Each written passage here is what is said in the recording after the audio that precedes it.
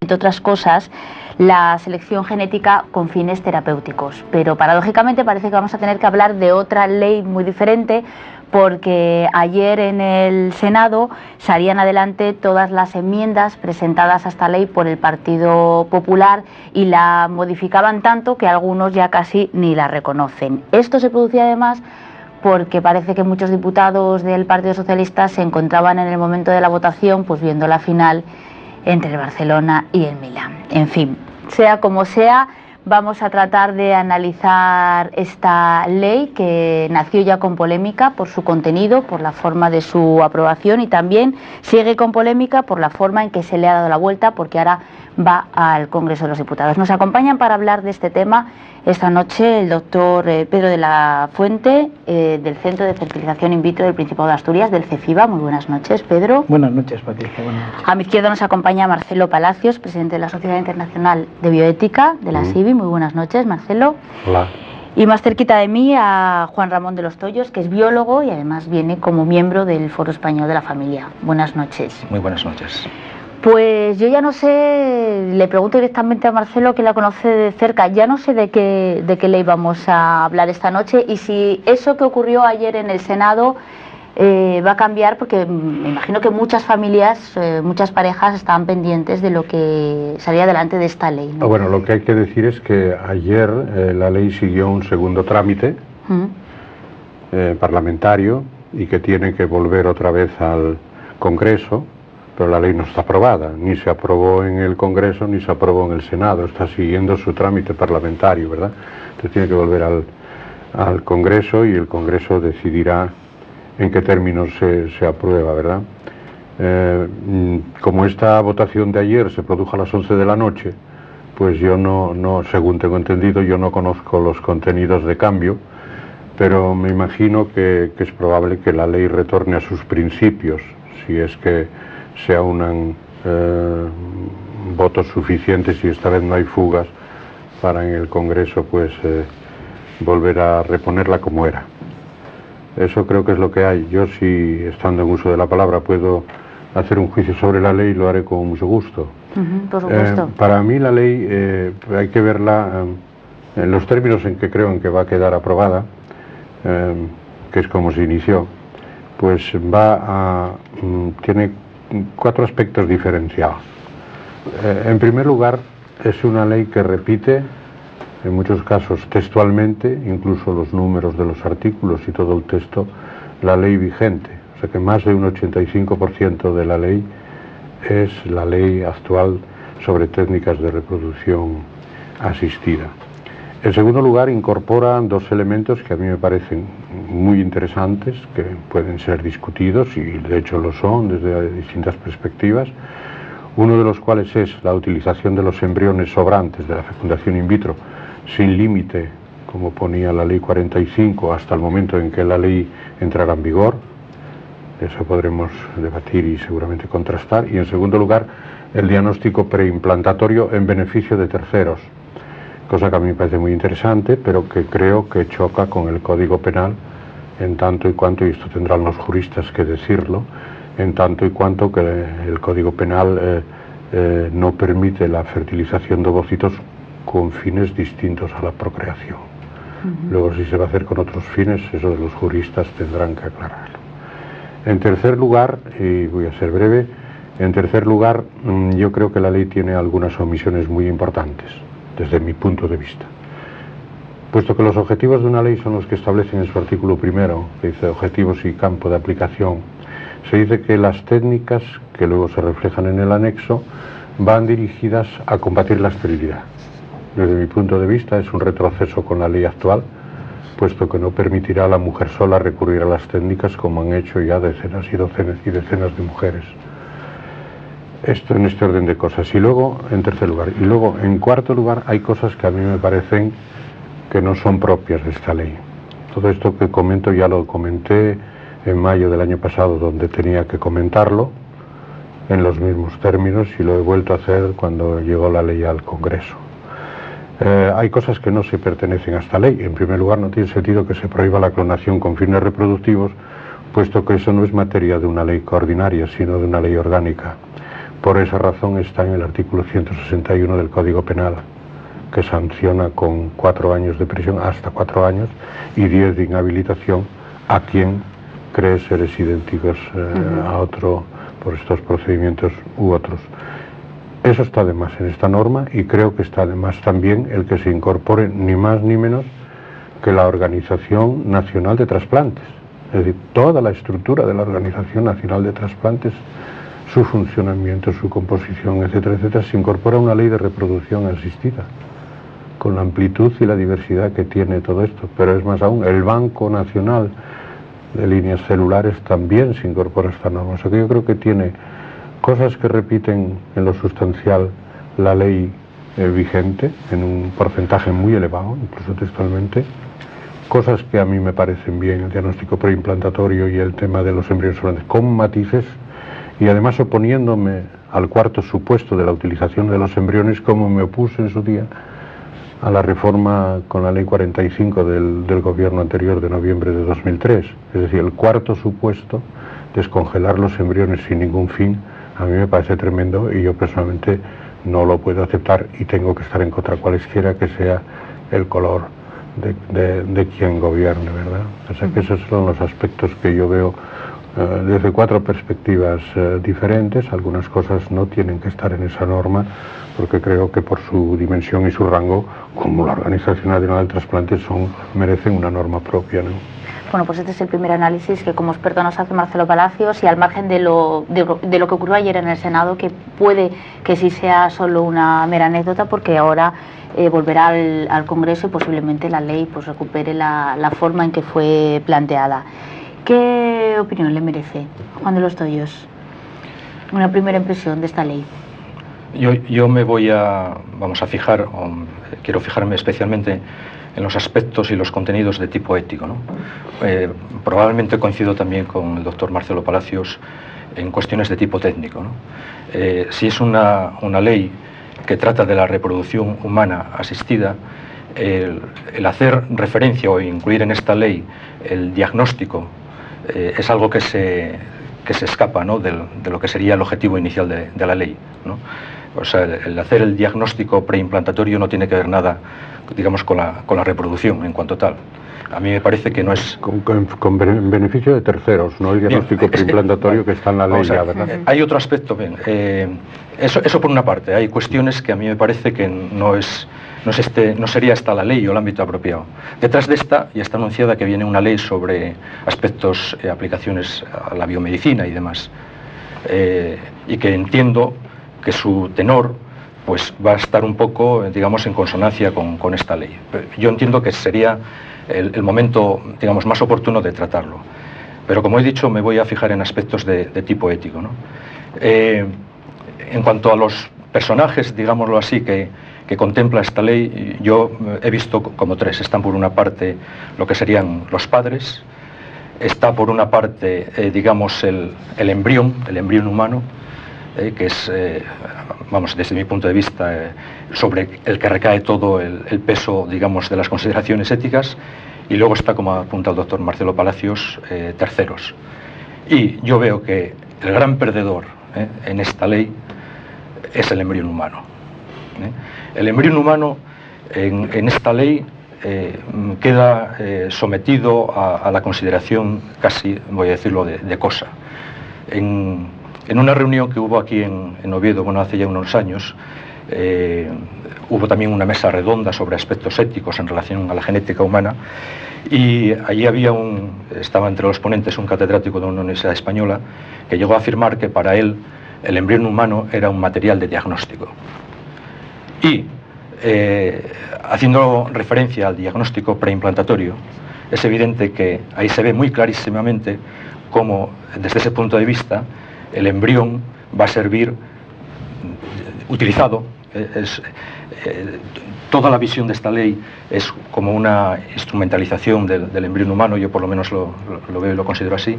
En ese diagnóstico preimplantatorio, el embrión se ve claramente que es utilizado como material de diagnóstico.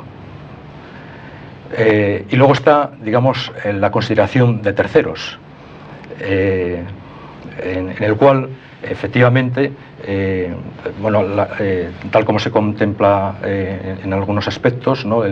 digamos, el generar niños o un hijo sano para salvar a otro, a un hermano enfermo, ¿no? Es evidente que eso no es una técnica que redunda en el propio beneficio, ¿de acuerdo? Pero yo me fijo en los aspectos éticos y esta ley trata de técnicas. Vamos a ver, ¿cómo se consigue en concreto, digamos, en el caso del diagnóstico preimplantatorio ese niño? Pues, ese niño sano, ¿no? Bueno, ese niño sano, perdón, sí, cierto. Pues, por cuestiones de genética y de lotería de los genes, eso requiere generar toda otra serie, digamos, de embriones hermanos que, si son defectuosos para los fines que se persiguen, no van a tener utilidad. Entonces es ahí un aspecto ético muy importante. Por eso vuelvo a lo que decía al principio. Aquí el embrión es visto desde un punto de vista utilitario, instrumentalizado, ¿no? Es como una cosa, un material de diagnóstico que en unos casos va a servir para un fin muy bueno, pero en otros casos va a haber ahí una serie de embriones llamados sobrantes que en el mejor de los casos van a ser metidos ahí en nitrógeno líquido, como berberechos en lata, y según esta ley hasta con fecha de caducidad, porque si al cabo de un cierto tiempo nadie los quiere, además se pueden dedicar a la investigación y demás, ¿no? Ya digo que yo me fijo en aspectos de tipo ético, ¿no? Y parto del supuesto de que el fin no justifica los medios, ¿no? Y luego, otro aspecto ético importante, y está en relación a lo que acabo de mencionar, pues me parece que cualquier ser humano, y esto me parece que Kant hizo alguna formulación en ese sentido, pues siempre debe ser considerado como fin y nunca como medio, ¿no? Y el embrión humano aquí está considerado como un medio, en buena parte, en un aspecto. En este caso, este proyecto de ley va destinado a las personas. Sí me gustaría que el doctor Pedro de la Fuente, que trata con muchas familias y con muchas parejas, que no sé si estaban esperando más o menos ansiosas que este proyecto salga adelante, ¿qué beneficios van a tener? Porque bueno, ahora estamos hablando ya de otros temas de embrión, ser humano, ¿no? Pero ¿qué beneficios puede tener esta ley para las parejas? A efectos prácticos. Bueno, primero tengo que decir que es un lujo que tengamos aquí al doctor Marcelo Palacios, que es realmente, bueno, uno de los máximos exponentes en cuanto a este tema en nuestro país de la ley. Él ha expuesto muy bien lo que supone esta ley y muchas de las expectativas que tenemos los médicos, los centros que trabajamos en esto y muchas parejas que tienen muchas expectativas puestas en esto. Evidentemente tengo que discrepar bastante en los temas que ha propuesto Juan Ramón, ¿verdad? Pero sí que tenemos expectativas, por ejemplo, en cuanto a que con la ley anterior, por ejemplo, había una limitación en el número de ovocitos. Eso era una limitación para las parejas. En cuanto a que podamos desarrollar el diagnóstico genético preimplantacional, también es una ventaja. Tenemos pacientes delante de nosotros que nos lo están solicitando y eso también es una perspectiva. No hay que cerrar los ojos al futuro. Estamos intentando a veces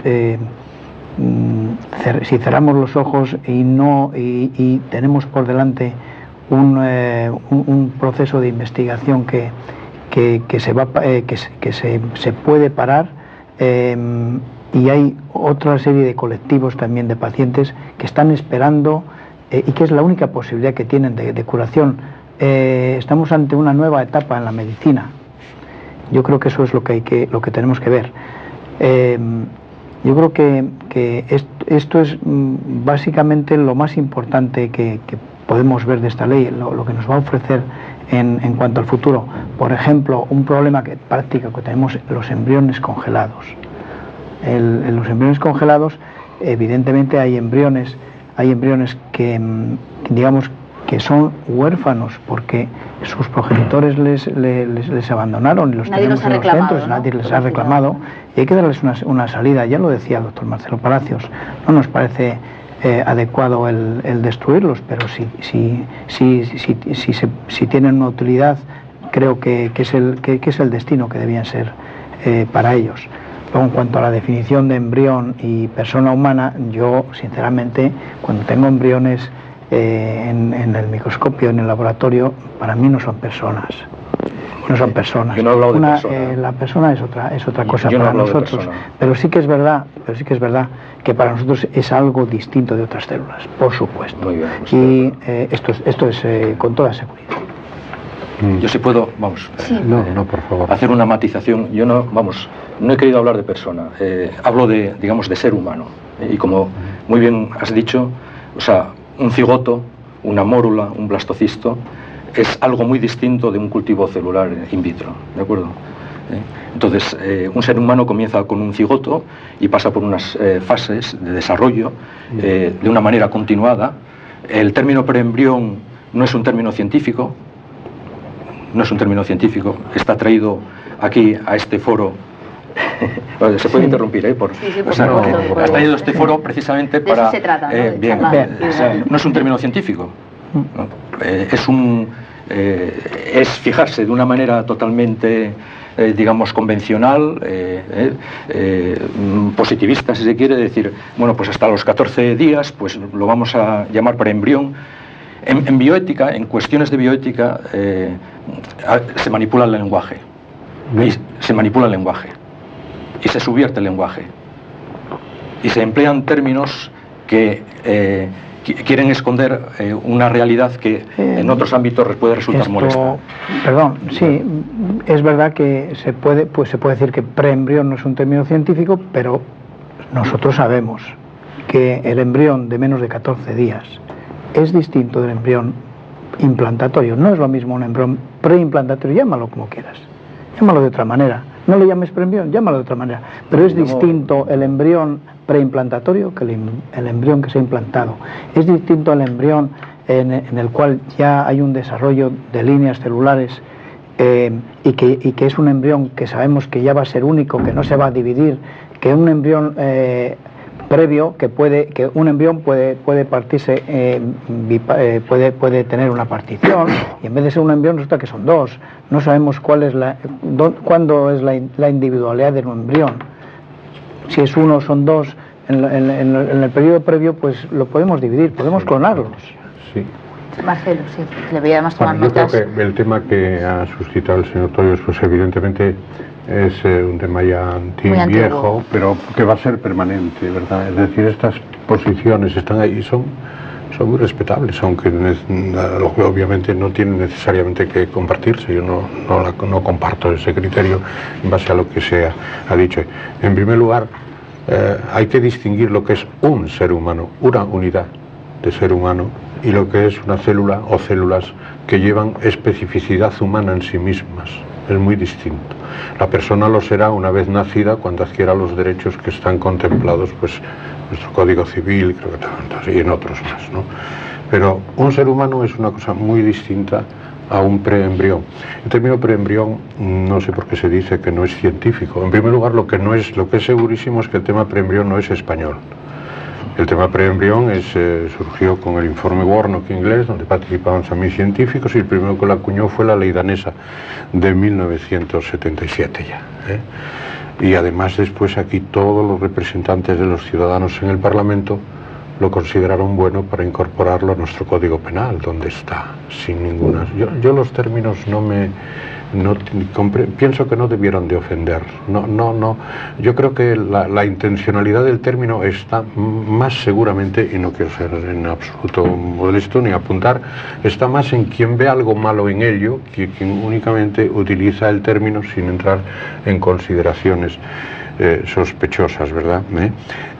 Hay que recordar que, insisto, esta es una deliberación que va a ser eterna y permanente y siempre estará ahí, y habrá quien piense de una forma que otra. Y nunca nos pondremos de acuerdo, costará mucho. Exacto. Pero alguien nada sospechoso en este sentido, como fue el profesor Botella Llucià, que cuando yo estudiaba era mi catedrático de obstetricia y ginecología, en su extraordinario libro sobre ginecología, habla del embrión propiamente dicho. Es decir, si se califica el embrión propiamente dicho, aquel que surge a posteriori de la implantación en el útero, es decir, después del día 13-14, obviamente que califiquemos al que todavía no es propiamente dicho anterior a eso, como aquí también se decía antes, no tiene por qué parecer incorrecto, ¿verdad? La cuestión no es esa, la cuestión es si, a mi modo de ver, es si nosotros entendemos realmente si las actuaciones sobre...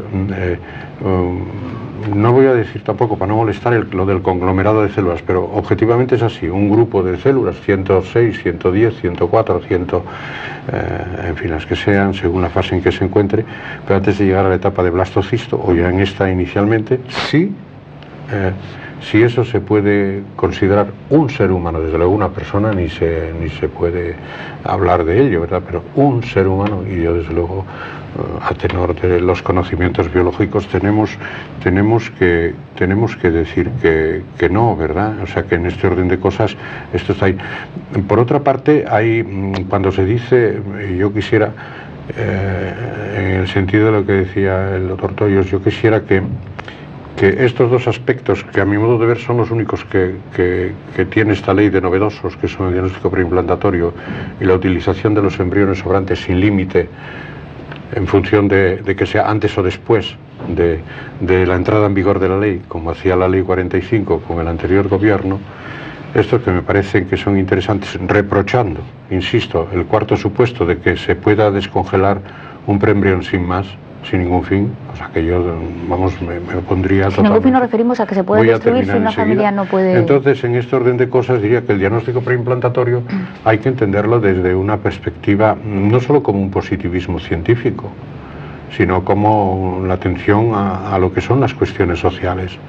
Si nosotros nos desentendemos de cuestiones sociales como son la enfermedad, y en los platillos de la balanza damos el mismo rango ético a las actuaciones que se puedan realizar con el diagnóstico preimplantatorio sobre unos preembriones de 2 o 3 días, y una persona que está padeciendo, a mí me parece tremendo. Yo, en fin, como ciudadano, insisto, con todo rigor y con toda firmeza y con todo respeto a otras opiniones, que no comparto, pero como ciudadano y como médico, el platillo de la balanza para mí se inclina en favor del enfermo. Yo no tengo ninguna duda en ese sentido. Es decir, claro que efectivamente si pudiéramos no recurrir a esos procedimientos podría salvarse mejor la situación, pero esa no es la cuestión. La cuestión es que hay personas que tienen problemas, que padecen y que sufren, y esa es la auténtica cuestión social y humanista y ética. Es decir, es más, si se me permite, y termino con esto, yo creo que la ética tiene que estar en este caso al lado del paciente. Es que creo, es más, no quiero decir que no haya ética en quienes se coloquen en la postura de defender a ultranza un preembrión de 2 o 3 días. No quiero decir eso. Quiero decir simplemente que para mí la ética está en poner los medios a disposición del paciente que puedan dar. Y termino definitivamente. Cuando en el artículo 18 del Convenio de Asturias de Bioética, del que yo fui ponente durante 10 años, del Consejo de Europa, abierto a la firma aquí en Oviedo y conocido también a veces como Convenio de Oviedo, cuando se dice en el artículo 18 en 2 apartados siguientes, el primero, que el Estado debe tutelar la debida protección del embrión. ¿Hasta dónde se plantea esa debida protección? Lo han debatido los juristas muchas veces. Y luego dice, se prohíbe la creación de embriones con fines de investigación. Pero claro, aquí nos encontramos con que no es un fin terapéutico, o sea que el convenio, que es un convenio que obliga, a tenor de lo que nuestra Constitución establece, porque ha sido firmado y ratificado por España, este convenio, evidentemente, lo que está diciendo ahí es que no se opone en absoluto a la utilización con fines terapéuticos. Por lo tanto, tenemos que manejar todas estas cuestiones, toda esta información, a mi modo de ver, teniendo la meta puesta en el paciente, en las personas que tienen problemas, y luego no introducirnos en la vida de las familias. Esto ha hecho muchas veces la ONU en Teherán, en Budapest, en México, cuando yo estuve en la reunión mundial de población.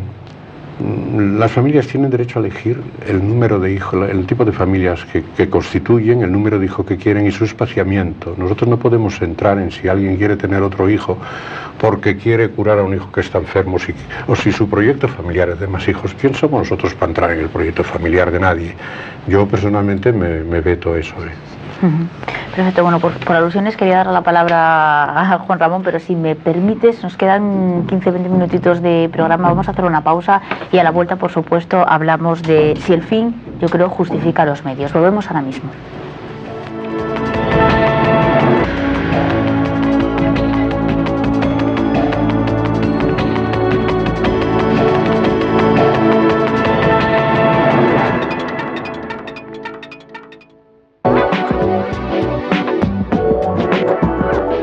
Teleasturias, la autonómica.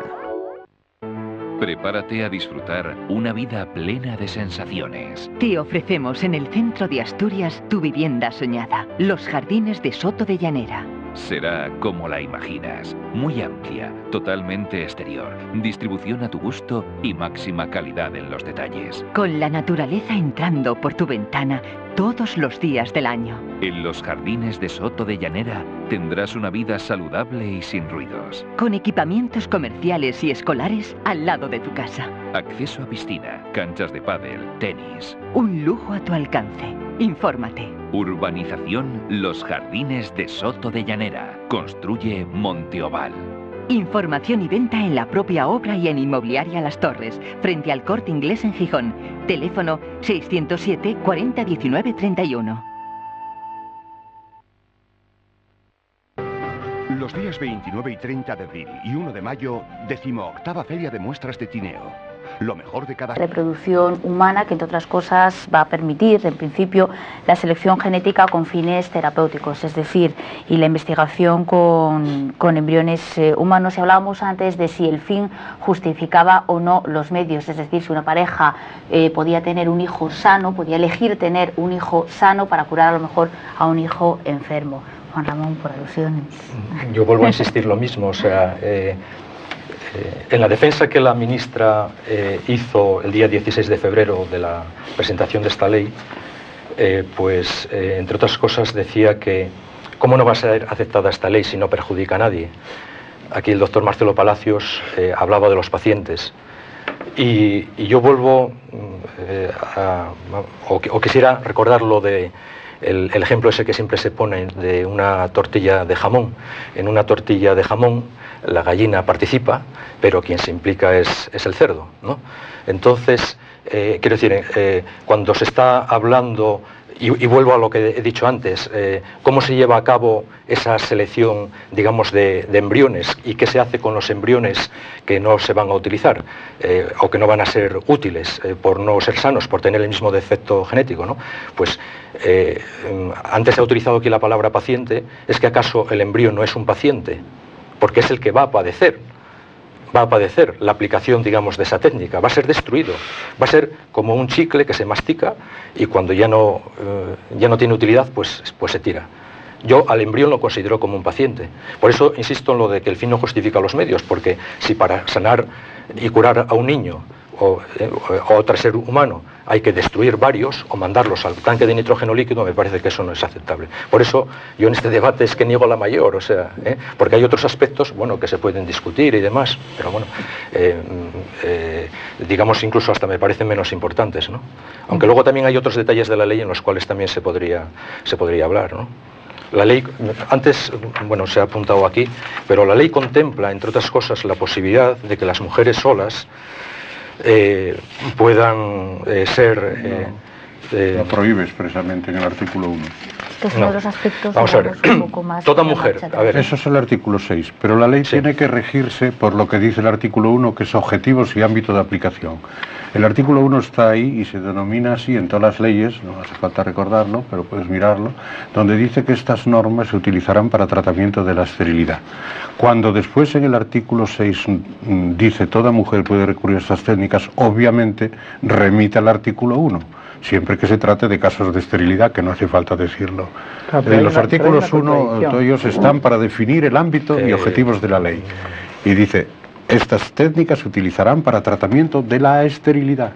No como dice la ley actual, que dice, las técnicas de reproducción asistida, y las cita, se utilizarán fundamentalmente fundamentalmente para tratar, pero no exclusivamente. Y en este caso, al haber retirado el fundamental, queda claro que solo la esterilidad es el ámbito de utilización de la ley. Por lo tanto, aunque el artículo 6 diga eso, creo que esto lo he escuchado a quienes saben más de estas cosas, pero lo dice el sentido común, hay que remitir al artículo 1 y por lo tanto al hablar de toda mujer, quiere decir toda mujer puede recurrir a estas técnicas para tratar la esterilidad. Con lo cual nos está creando un problema... Porque si no hay una contradicción un problema de objetivos. Nosotros, no a los médicos. Los objetivos lo dicen, ¿no? Importante no a los médicos, a los pacientes. Tenemos pacientes que son mujeres solas que vienen a la consulta y tienen sus hijos, ya los tienen.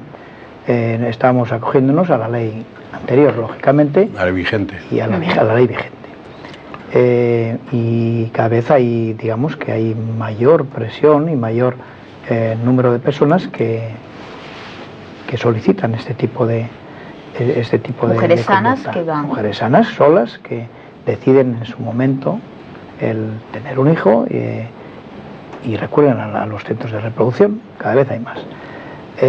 Por otra parte, en cuanto al tema del diagnóstico genético preimplantacional, lo mismo, cada vez tenemos un mayor número de pacientes que solicitan esta técnica. Estamos en condiciones de poder efectuarla y lógicamente yo desde luego estoy totalmente seguro que no estamos haciendo ninguna barbaridad obteniendo o dando esa posibilidad a estas personas que la única posibilidad que tienen de tener un hijo sano es recurriendo al diagnóstico genético preimplantacional. Y no tengo una preocupación tan enorme por los embriones que son enfermos desde el punto de vista genético. Doctor de la Fuente, el hecho de que, claro, si hablamos de embriones podría parecer que estamos hablando de entidades configuradas como seres con órganos. Estamos hablando de una etapa de 4 a 6 células, que es cuando se hace eso, es decir, es prácticamente inmediatamente después de la fertilización, en las primeras pocas horas, o sea que no se lleve, ya sé que esa no es la intención, pero que no se lleve a la idea de quien nos escucha, que aquí se está hablando de embriones que son pequeñas cosas, homúnculos, como se decía en la Edad Media los reformistas, no, son células que tienen efectivamente una dotación genética humana, pero que no son un ser humano y que pueden no llegar a serlo. No solo porque puedan llegar a ser más de uno, sino porque también puedan constituirse en una masa tumoral. No solo eso.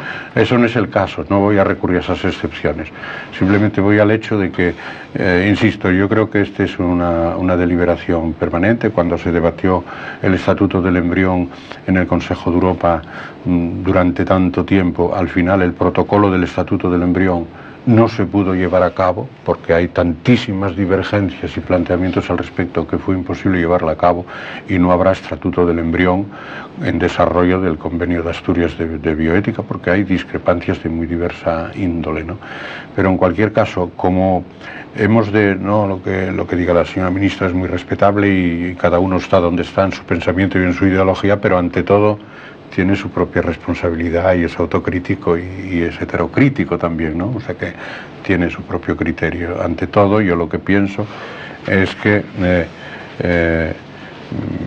la situación se decanta sin ningún género de dudas, a mi modo de ver, desde un punto de vista ético. No quiero ser ir más allá y decir que me parece poco ético no estar al lado de los pacientes, pero en fin, quedémonos en que al lado del paciente considero que no se hace un daño no superable utilizando un preembrión en fase de desarrollo de 4 a 6 células o 8 células, ¿verdad?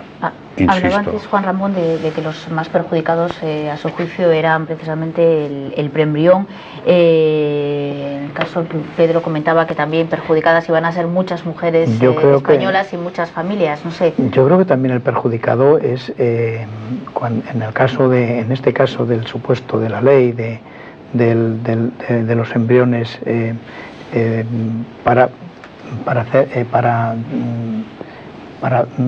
van a beneficiar a su hermano. Yo creo que también el más perjudicado es el hermano enfermo. De hecho, alguna pareja o alguna paciente que nos plantea este tema, también cuando vemos el otro aspecto, también habría que valorarlo, y parece que en muchas ocasiones eso no se valora. Y nosotros es la presión que sentimos de la gente que tenemos delante de nuestra mesa cuando nos Entonces mi pregunta es, ¿a quién beneficia la ley? Bueno, la ley está instalada ya, es decir, la ley es... a las mujeres solteras que quieren dar, la ley a los va dirigida tampoco, a muchas familias hace muchos años, cuando se produjo el debate de la ley de reproducción asistida, pues hubo unas reacciones de algunos sectores, fundamentalmente eclesiásticos de la sociedad, confesionales, en contra de las técnicas, ¿verdad? Yo presidí la comisión y en la comisión yo aprendí muchísimo porque ahí había personas de todas las representaciones, de aquí, de allá, de la Universidad de Comillas, catedráticos de aquí, de allá, del otro lado, profesores de una y otra cosa. Y yo he aprendido incluso de quien te dice, aquí también se planteó antes, yo es que estoy completamente en contra de todo esto, me dijo un catedrático de Navarra, y yo lo comprendo perfectamente, si es que es lo que queremos, que esté la gente aquí para opinar desde una perspectiva de convicciones y también de conocimiento, porque las convicciones no se les va a quitar a nadie, pero la sociedad sigue continuando y los daños y los dolores están ahí, es decir, nosotros no podemos hacer una sociedad de diseño solamente, Es decir, tenemos que entrar un poco en la ética de los demás, en cómo los demás interpretan su vivir, su dolor, el ver cómo la sociedad y la ciencia tienen medios que pueden estar a su alcance y no los tienen y sin embargo los hay en otro lugar y todas estas cosas, por supuesto considerando los aspectos éticos. Pero yo insisto en que desde la perspectiva ética para mí tiene muchísimo más alcance el bien que se le puede hacer a un paciente que el posible daño o reserva que se puede tener con un preembrión de 4 a 6 o 8 células. Insisto, esto es una deliberación eterna, pero ha pasado por varias cosas. Luego la sociedad no quebró. Salieron incluso algunos comunicados apocalípticos. Estoy hablando del 88, del 88. Sí. Pero la sociedad no quebró, la sociedad se fue adaptando a esto. Cada vez hay más niños que nacieron por estos procedimientos y se incorporan nuevas técnicas más en beneficio. Luego, un partido que gobernó de características diferentes al que hizo la primera ley, pues la modificó y hay que decirlo. Y a mí, yo en este momento felicité a quien procedía porque me parecía que era un avance. El gobierno del Grupo Popular, del Partido Popular anterior, hizo la ley 45 de noviembre de 2003, reformando la ley actual en solo 2 artículos y autorizó por primera vez, cosa que no se había hecho antes, los mismos 4 supuestos que vienen en esta ley. Es decir, que los embriones sobrantes los utilice la mujer o la pareja mientras dure su periodo fértil. Segundo, que los den a otras parejas estériles en donación, se han cubierto su proyecto vital, familiar o si ya no quieren tener más hijos, que los donen para investigación y posible terapéutica, o aquel que yo reprobaba, que es el de tal. Por tanto, ya también con otros marchamos ideológicos también se aprobó ya, y se dio un paso que no se había dado antes. Y ahora lo que se hace es reafirmar eso mismo, ¿verdad? Es decir, esos 4 supuestos son los mismos que tiene el Real Decreto que desarrolló la ley del Grupo Popular del gobierno anterior, que a mí, desde luego, como ya digo, yo no tengo eso, no tengo por qué negarlo. Yo felicité, me pareció, y felicité a quien procedía, como persona que había estado metida siempre en esto y que estaba involucrada en estas cuestiones. Creo que ha sido un paso interesante y tal y cual, muy importante. La verdad, Toyos, es que yo cuando se aprobó esa reforma y se autorizó la utilización de los embriones, no hubo ni muchísimo menos la reacción que se produjo en el 88 cuando se aprobó la ley de reproducción asistida, y nosotros habíamos quedado muchísimo más atrás. No autorizábamos la utilización de los embriones, de los preembriones con fines de investigación. Pero a mí, en ese sentido, y de la misma forma que el señor Toyos pues defiende unas posiciones y se centra más en los aspectos éticos, yo también lo hago, los aspectos éticos, pero creo que hay algunos aspectos en esta ley que sí merecen ser discutidos, porque no son lo único novedoso. Lo demás ya está en la ley vigente, ¿verdad? Y lo único novedoso es eso, es decir, en primer lugar, que retira lo de la mujer sola, incorpora la utilización de los embriones sobrantes con esos fines que ya estaban en la ley del gobierno anterior, en el Real Decreto que la desarrolló y ahora en esta nueva. Incorpora, sin necesidad de hacerlo y sin ser ese su lugar, la clonación con fines reproductivos, porque ya está en el Código Penal. Incorpora, faltan algunas cosas, nos hace referencia a la comercialización, cosa que a mí me sorprendió porque yo hubiera querido que estuviera eso. que sí está en esta ley actual, ¿verdad? Y por otra parte, pues creo que esos dos aspectos que son tan decisivos, seguramente no hubiera habido necesidad de cambiar la ley actual, dejarla como está, e incorporarlos a la ley de investigación biomédica, que me parece que es donde más procede que estuvieran, ¿verdad? Hay muchas más cosas de las que hablar, porque es una ley de 20 y tantos artículos, y por lo tanto, pues da mucho que hablar, pero en su esencia es la ley que la sociedad aceptó como tal, con esas dos cuestiones novedosas, ¿verdad? Ir un poco más allá hubiera sido demasiado, me pregunto. Estaba el debate en la sociedad sobre la selección de sexo, sobre las madres de alquiler.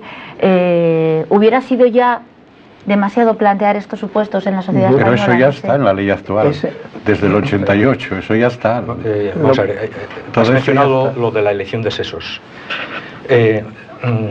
En cuestiones de bioética, yo en algún momento oí que todo lo referente a la bioética es como la cabina presurizada de un avión, que una vez que se abre un agujerito, por ahí ya sale todo. Entonces, en esta ley, si no me equivoco, se contempla en que no se lleve a cabo la selección de sexos. Si es que estoy en lo correcto. Es que ya está vigente desde el 88 eso. Que no se lleve a cabo. Claro. Bien, entonces, pero yo tengo aquí el diario como digo, de sesiones de intervenciones del 16 de febrero y hubo en su momento un representante... Con determinados fines, prohibida la selección del sexo con determinados fines. Entonces, vamos a ver. Se evite, digamos, una enfermedad hereditaria. Claro, con fines terapéuticos está autorizada de aquí bien, todo pero el mundo, vamos a ver, esto... Digamos, con fines de que uno tiene 3 niños y quiere una niña, por ejemplo. Una selección arbitraria, digamos. Eso no es un fin pero eso... para aclararlo. Bien, pero eso está permitido en el Reino Unido. Sí, y aquí... lo de la selección de los niños. Selección de niños, simplemente para, como dice, equilibrar la distribución de sexos en una familia. Una familia tiene 2 niños, entonces digo, pues quiero tener una niña. Y entonces eso está permitido en el Reino Unido. En este diario de intervenciones se ponía el ejemplo de cómo en Italia en relación a estos mismos temas hay una ley, dicen, mucho más restrictiva y entonces la gente hace... En Italia no hay ninguna ley. Bien, bueno, yo... Hay 4 en marcha, pero no hay ninguna desde hace 20 años. Digo aquí, es que además lo tengo subrayado, lo tendría que buscar un diputado por uno de los partidos a la hora de hablar de esto, pues ponía como ejemplo, decía, vamos a ver, que en Italia es muy restrictivo y entonces que hay un vacío legal de que legisló una ley muy restrictiva, se está produciendo un gran auge del turismo clínico a Eslovenia. Y en relación a esto de la elección de los sexos, pues ahora mismo decimos aquí en España, no está permitido la elección de sexo, pues por una cuestión que a lo mejor para una familia puede ser muy importante, como la de equilibrar los sexos. Pero cualquier español o cualquier pareja española o lo que sea puede hacer turismo clínico reproductivo al Reino Unido. ¿De acuerdo? Y con esto quiero decir, o sea, que cuando se abre un agujerito y el fin puede ser muy bueno, por ahí luego sale todo lo demás. Pero eso es en todo, es decir, yo no puedo compartir que la bioética sea una cámara a punto de explotar. La bioética es una fortuna que exista como instrumento civil. Lo que pasa es que no existe una bioética territorializada. Es decir, no hay bioética de territorios. La bioética no es un ámbito de deliberación de confort, ni de confort político, ni de confort profesional, ni de confort confesional, ni de confort económico. La bioética es un ámbito de deliberación donde caben todos los que no quieran llevar un cañón para defender solo lo suyo. Esa es la cuestión. Es decir, sentarnos todos a debatir las cuestiones, y creo que es el instrumento civil más fuerte que se ha dado en los últimos 25 años. Es el único que convoca a juristas profesionales de la medicina, del derecho, religiosos, biólogos, filósofos, etcétera, etcétera, a debatir sobre cuestiones específicas que interesan a la humanidad. Lo que pasa que no debiéramos de caer nunca, creo yo, y no quiero ejemplarizar a nada ni a nadie, no debiéramos de caer nunca en entender que estamos en posesión de la verdad absoluta. Desde ningún entorno ideológico, desde ninguno. Yo personalmente creo que ese es uno de los grandes triunfos de la bioética, que no quiere poseer la verdad, que le basta con que se respete con que se respete. Y ocurre a veces que utilizamos palabras muy bonitas o recursos o púlpitos muy interesantes, pero la verdad no se respeta nada más que para llevarla al terreno que nos interesa. ¿Verdad? Esta opinión, permíteme. Brevemente, sí, porque estamos fuera de tiempo, Pedro, si puede ser. Sí, simplemente que es muy interesante, especialmente cuando tenemos pacientes delante que tienen opiniones diversas y uno le tiene que decir que tienes que respetar la opinión del paciente también. Uno tiene su conciencia, pero tenemos muchas opiniones de los pacientes y tenemos que darles salida. Uno de ellos era la selección de sexo también. Bueno, pues hemos puesto de manifiesto que el diálogo es posible, que se puede debatir sobre todos los temas. Este es un proyecto de ley, el de reproducción humana, polémico desde su inicio, que ahora llega al Congreso, seguirá siendo polémico y desde luego entre la ciencia y la ética no siempre se ponen de acuerdo. Lo importante es que se dialogue y se intente un consenso para avanzar, como decíamos antes. Muchísimas gracias a los tres por haber estado esta noche con nosotros y por supuesto a ustedes por vernos un día más desde sus casas. Así que nos despedimos de todos ustedes. Buenas noches.